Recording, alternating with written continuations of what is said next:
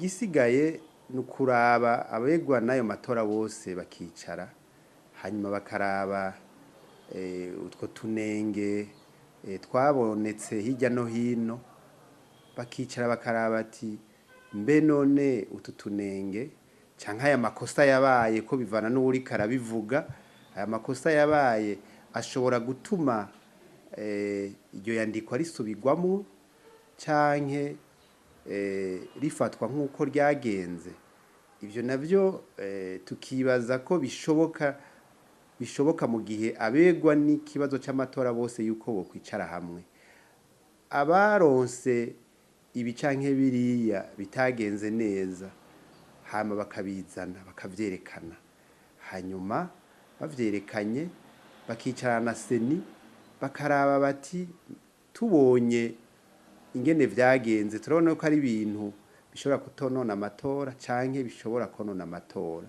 Rero ntihagire uyu nk'umugwi seni uvuga uti ubu n'ukuri ntidushobora kubisubiramwo. Twibaza ko hataragera yuko umugwi seni wovuga uko, kuko hariho ibintu bitagenze neza kumbure batararonka, n'abo bandi bavuga bati ibi turabona ko bitobandanya uko, nabo nyene twicare hamwe tuvuge tuti tubiravye birashobora gutuma tubandanya canke birashobora kugira ico vyononye mu matora. Nico conyene gishobora gutorera inyishu iriyandikwa, kuko uravye hariho nk'abantu bajejwe intwaro vyabonetse yuko bari mu bantu batanga izo karangamuntu, kenshi ugasanga bazihaye ngo zitangwe n'abantu batabirekuriwe n'amategeko, hanyuma ugasanga mbere bashikirijwe n'ubutungane,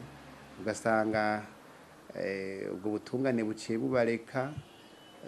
Ivyo vyose ni ibintu usanga abegwa n'ayo matora kumbure batabona neza ingene ayo matora azogenda mu misi iza.